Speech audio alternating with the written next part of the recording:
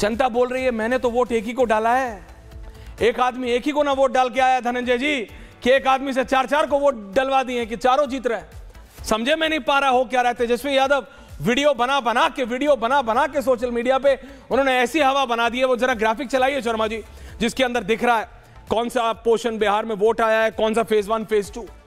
लेकिन आप सबसे पहले बीजेपी, आरजेडी, जनस्वराज, कांग्रेस से पहले मैं जरा मनोज सिंह जी के पास जा रहा हूं।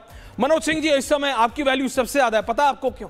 हर पॉलिटिकल पार्टी एक जो उनके अंदर बैठे हैं लोग, वो नंबर क्रंचर अभय जी भी, अभय जी आ रहा हूं आपके पास भी। मनोज जी, सारी पार्टियां सिर्फ यह आकलन करना चाहती हैं कि जो 64.69% वोट आया है वो आया किसका है? वो बीजेपी की महिला और युवा वोटर्स का है, वो उनका है जिनको कि तेजस्वी यादव कह रहे हैं कि 2010 से लेकर आज तक 60% से जब भी ऊपर आया है जीती आरजेडी है। और इसको आप झुटला नहीं सकते Manoj ji, numbers don't lie, so you can not. या ये जनस्वराज जो प्रशांत किशोर कह रहे हैं कि मनोज सिंह फेल, दुनिया फेल, सिर्फ Prashant Kishor is a success, क्योंकि प्रशांत किशोर ये कह रहे हैं कि किसी ने नहीं बताया था कि इतनी बंपर वोटिंग होनी है। और ये बंपर वोटिंग जनस्वराज के लिए है, ये बंपर वोटिंग उनके लिए है जो हताश हो चुके हैं बीजेपी जेडीयू से भी और कांग्रेस आरजेडी से भी। Manoj Singh, what's your analysis? आपका क्या आकलन है सिंह साहब? देखिए, सबसे पहले तो बताएं कि बिहार की जनता ने इस बार चुनाव को जीता है और इसके लिए बिहार की जनता को सबसे पहले बधाई कि उन्होंने बढ़ चढ़ के हिस्सा लिया है। ऐश्वर्या जी, ये जो चुनाव था 121 सीटों पे, इस बार इस चुनाव में भारतीय एनडीए और महागठबंधन दोनों एक बराबर के टक्कर में थे।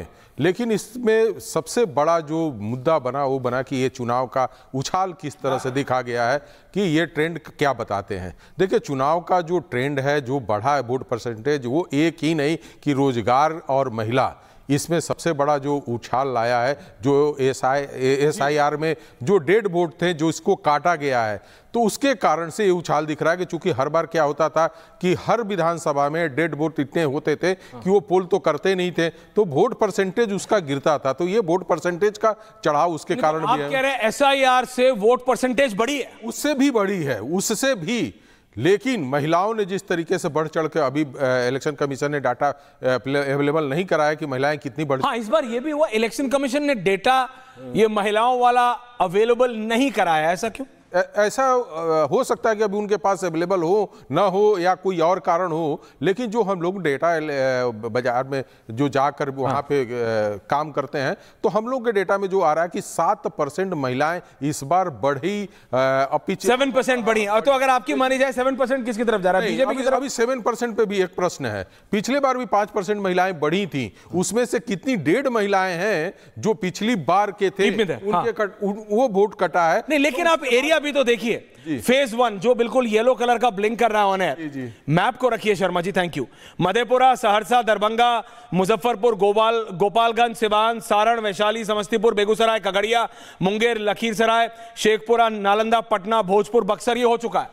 ये कहा जाता है कि ये लालू जी की बेल्ट थी, दिस इज ओवर जी, या मैं गलत कह रहा हूं? नहीं, ये लालू जी की बेल्ट थी, दिस इज ओवर 100%। और इस पिछली बार जो इसमें सबसे बड़ा नुकसान हुआ था, जो एलजेपी ने खड़ा हो गया एनडीए फोल्डर से अलग, तो ये सबसे ज्यादा नुकसान करने वाला किसको था? वो जेडीयू को नुकसान किया।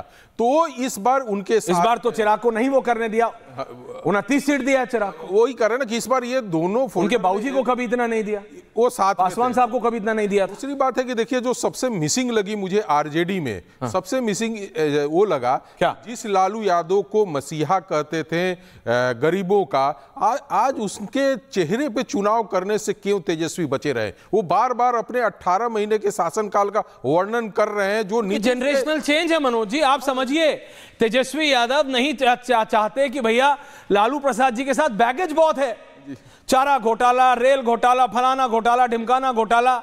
तो ये चीजें मैं बता रहा हूं कि कहां पे बैगेज बहुत है ना। वो चाहते हैं ठीक है लालू जी को रखें, आते हैं वो सुबह जाते हैं, कोई एक मैदान है वहां पे वो वॉक करते हैं, एम्बुलेंस गाड़ी जाती है, वॉक करते हैं लोग, वहां सेल्फी कराते हैं, दैट इज इट। लेकिन Tejashwi Yadav is taking over, या तेजस्वी यादव टेक ओवर कर चुके हैं पार्टी को पूरी तरह, संपूर्ण तरह से। महागठबंधन में एक जो नुकसान हुआ कि ये समझ नहीं पाए तेजस्वी जी कि मैं कांग्रेस के एसआईआर के साथ जाऊं कि मैं अपने द्वारा जो मुद्दे उठाए थे, बेरोजगारी, पलायन, उसके ऊपर जाऊं। यहां पे मुद्दों पे बिखरता हुआ महागठबंधन दिखा, वहीं एनडीए संगठित होकर इस बार चुनाव लड़ा है एक एक सीट पे, और उनकी सारी प्लानिंग अपने हिसाब से चली है। अबे बाबू, नंबर्स, दूसरा फेज 11 को 122 सीट, सुपौल, पूर्णिया, अररिया, कटिहार, किशनगंज, गयाजी, कैमूर, रोहतास, औरंगाबाद, अरवल, जहानाबाद, नवादा, भागलपुर, बांका, जमुई, माफ कीजिएगा, सीतामढ़ी, शिवहर, मधुबनी, पूर्वी और पश्चिमी चंपारण। यह आरजेडी सपोर्ट बेस नहीं है। अब है आपके नंबर्स क्या कहते हैं? देखिए सूरज भाई, जैसा कि मनोज जी ने बताया, मनोज सर ने लगभग सब कुछ स्पष्ट कर दिया है। मैं कुछ बातों को आंकड़े के आधार पर मैं सामने में लेके आना चाहता हूं। देखिए, अगर वोटिंग परसेंटेज के आधार पर अगर हम लोग ट्रेंड निकालने का प्रयास करें तो यह अनुचित होगा। कैसे? अगर हम 1989 से लेकर के 2008 तक अगर भारत में जो इलेक्शन हुए हैं उनके अगर एनालिसिस करें तो 110 असेंबली पोल भारत में हुए हैं 1989 से लेकर 2008 तक। उसमें 42 इलेक्शन हुए थे जिसमें वोटिंग परसेंटेज पिछले बार की अपेक्षा उस स्टेट में इंक्रीज किया था। उसमें 42 में 28 में सरकार बदली थी और 14 में कंटिन्यू की थी। तो कहने का अर्थ है कि अगर हम जबरदस्ती का एक संबंध भी डिराइव करने का प्रयास करें कि नहीं भैया, अगर वोटिंग परसेंटेज इंक्रीज किया तो सरकार हट जाएगी या कम हुआ है, तो यह थोड़ा सा ये होगा, आउट ऑफ ट्रैक होगा। उसके बाद मैं आपको एक घटना याद दिलाना चाहूंगा कि जब 2012 में गुजरात का असेंबली पोल हो रहा था, उस समय का सीन आप याद कीजिए, केवल सीन याद कीजिए, सब कुछ याद आएगा, मैं बता रहा हूं लेकिन आप याद कीजिए।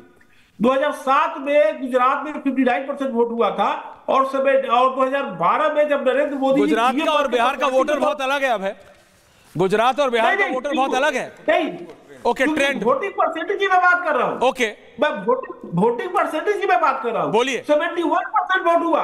हाँ। जब 2007 में 59% वोट हुआ, 2012 में 12% अधिक 71% वोट हुआ है गुजरात में।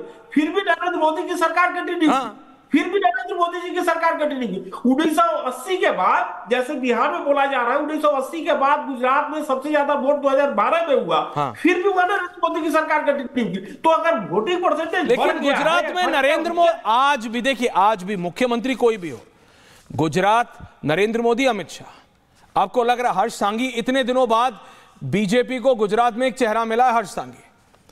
धनंजय गिरी जी से पूछ लीजिए, सम्राट चौधरी को वो कंपेयर करना चाहते हैं कि नहीं होगा ना। देखिए, गुजरात में भी कितने ट्राई करे, विजय रूपाणी जी स्वर्गीय हो गया, मैं कमेंट नहीं करूंगा, कितने और अलग अलग करे, कितने और प्रदेश अध्यक्ष लेके सब किया, लेकिन बात दोबारा बिहार की। धनंजय जी, आप कह रहे हैं आप जीत रहे हैं, आरजेडी कह रही है आरजेडी जीत रही है, उत्पल वल्लभ को भी लाइए, बीजेपी एंड आरजेडी होने यार। धनंजय गिरी जी, जो हो गया वो हो गया, जो होने वाला आपको क्या लगता है? 64.69% हुआ। अगले फेज में आरजेडी कह रही है हम कुछ भी हो, 14 को रिजल्ट हमारा है, बीजेपी